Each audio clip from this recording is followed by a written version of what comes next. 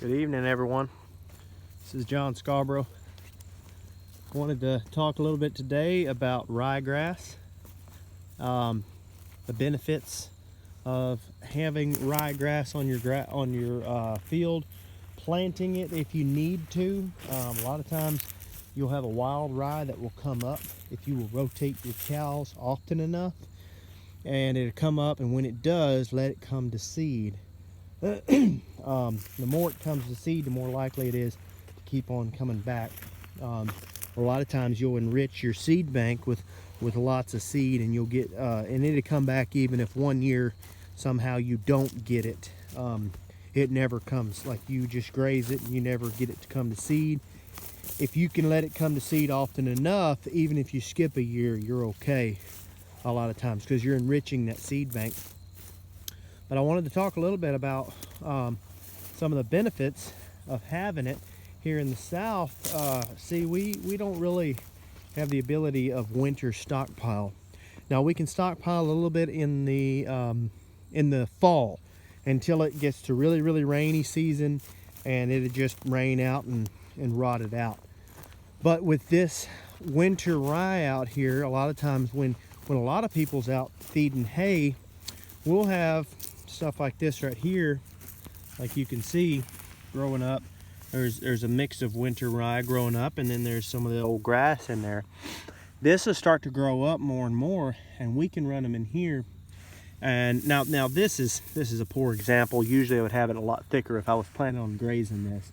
Probably not going to graze this field until next spring. But if I was, then I would have left a lot more here. But what they'll do is they'll reach down in there and they'll grab all of that, and they'll get green and they'll get brown. So a lot of times people have trouble with their cows getting too much green. And what it is at the lower end of the plant, there's a lot of protein in there, and so they'll start getting scours real bad or something like that. But if you can keep some of that brown matter in there, then it's a lot like hay. And that just really helps to give them some roughage, give them something to help that gut process all of that. Doing that together with the green and the brown matter, you can really cut down on your hay season, on feeding hay. And especially, this is one of the big deals out here, is if you can get this stuff and rotate your cows properly, you can get this stuff up right now. This is the time to do it. Before it gets into deep winter, you can let this grass out here really start to get a good leaf on it.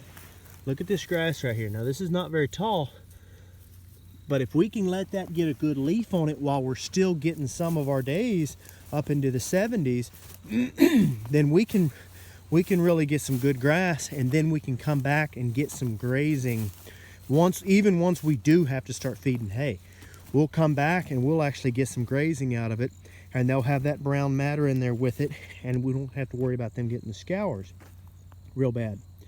So then the next thing I wanted to talk about was this right here. I did a video on this very hill right here, and this is one of the biggest benefits of having ryegrass in your pastures, especially here in Louisiana. You see how that stuff is just conforming all the way around these washouts right here. Well, that right there, since I'm not going to be grazing any cows on it until spring, that is really going to hold that ground together. So this ground is going to get completely repaired, and it's going to really hold it in and keep it from just washing all the way out. And I've done this several times. I'll have a bad spot where it's washing out, even poor soil, nothing but pure clay. If I have a really bad washout on a place and I'm just getting started managing that place, then I'll actually go buy some seed, and I will spread some seed out on that bare rock, and it will grow. It'll grow up, and then I'll let that mature and even seed out.